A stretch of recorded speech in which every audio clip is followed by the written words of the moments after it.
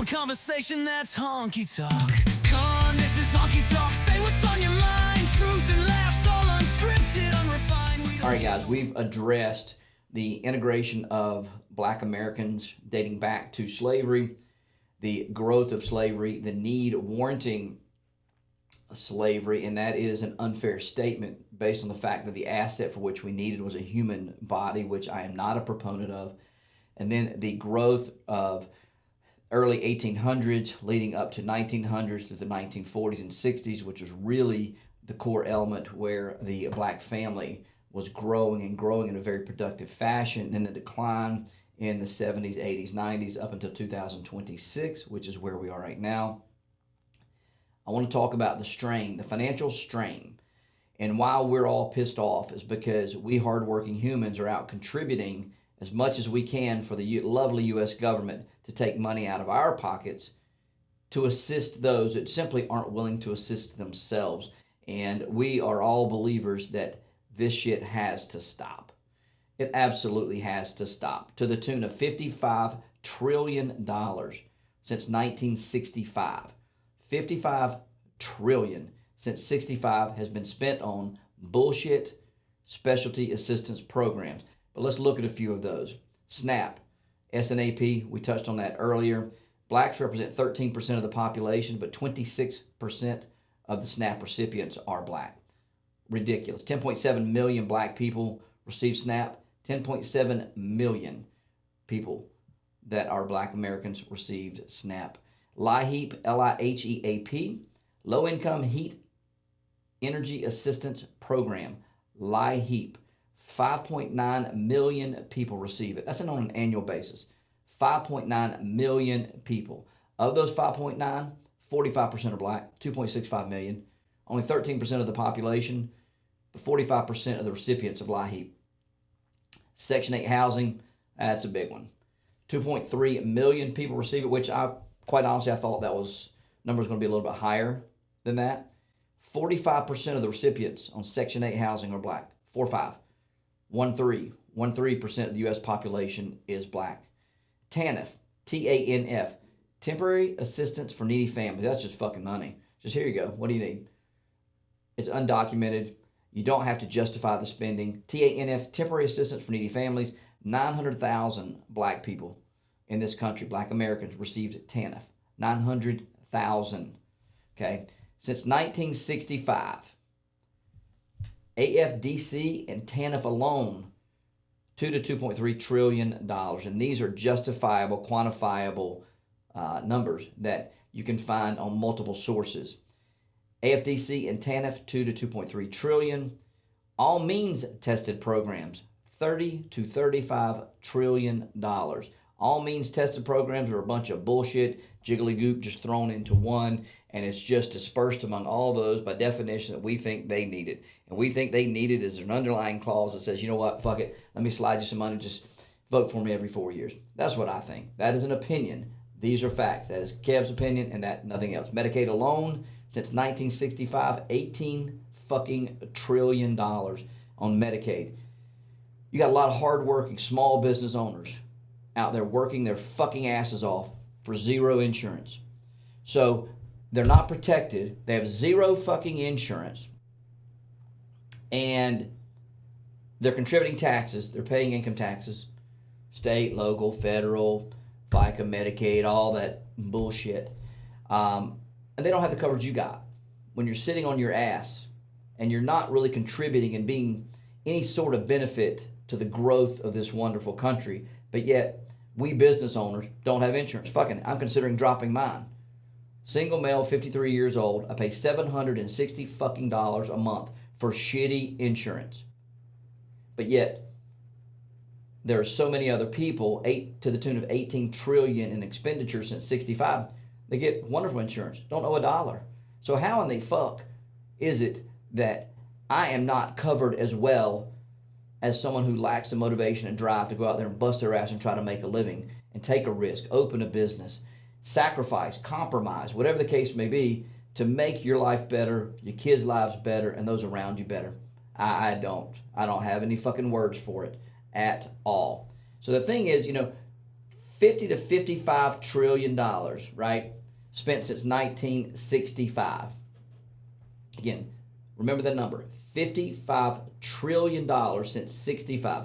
That's 35, 59 years, right? What is this country getting? What is this country getting in return for all this assistance? Okay, more stats, facts, data. Single parent crisis with the black households is something that's unfucking deniable. Everywhere you look, that's the issue. Fatherless homes, we discussed why. It's absurd that they are encouraged now to not live in the household. Financially encouraged to not live in the household. 1960, okay, these are stats. The single parent crisis with black households started. In 1960, 22% of the black families had single parent homes. White was 8, Hispanic 12. Okay, 1980, that number grew to black 50% in 1980. White grew from 8 to 18. Hispanic grew from 12 to 23. So from 1960 to 1980, it not only impacted policy, not only impacted black Americans, it impacted the top 3 demographics here within this country, black, white, and Hispanic. But we're looking at, in 1980, 50% of the young men and young women grew up in single-parent households. In 1990, the numbers are 55 black, 21 white, and 27 Hispanic. Again, they all grew across the board, but 55% of the black households in today's world are left with one single parent. We're going to go to 2000. Black is 53% single. White is 20% single. Hispanic is 28% single. 2010, black is 55, white is 20, Hispanic is 30. That's 55%, 20%, and 30% for single parent households. 2015, black is 54%, white is 19%, Hispanic is 29%. Let's roll the last stat that's been recorded is 2023. Blacks are at 50%, whites are at 18%, and Hispanic are at 26%. So although some of those numbers have remained somewhat stable, single-digit derivatives, or not derivatives, but deltas since 2010, they're still astronomically high, and the disparity between black, white is ridiculous. 50 to 18 is 32% variance in the households. So we see where one of the problems is in what I'm discussing, the frustrations I have, and maybe why many are frustrated with the racial tensions. Maybe it is driven on, single family households. Where are the dads? Why are they not encouraged to be in the home? And that's black, white, Hispanic. It all dates back to LBJ. I don't know exactly what's going on, but my question is, where the fuck are the parents? Where in the fuck are the parents? Black, white, Hispanic. Okay, 50% of black parents are baby daddy, baby mama, or divorced baby daddy, baby mama. It is unbelievable.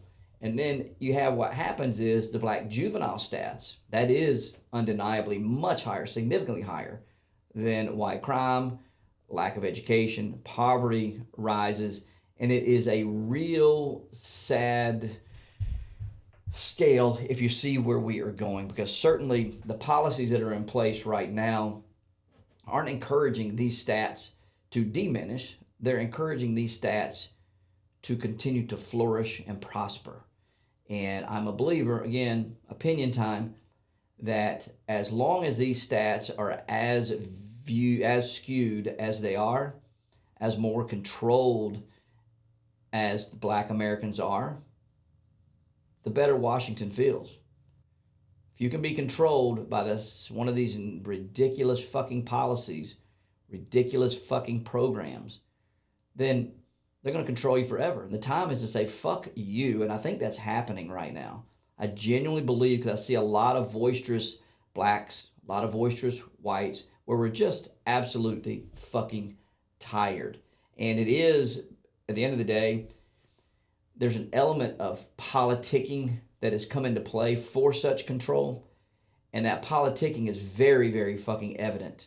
Very evident in the cities and states that are run by leftists, they're run by Democrats, they're run by Black Americans, they're run by weak white Americans.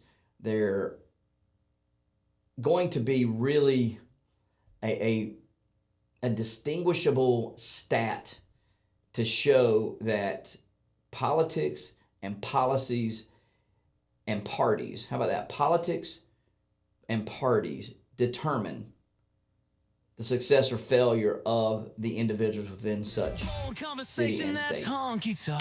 Come on, this is honky talk. Say what's on your mind. Truth and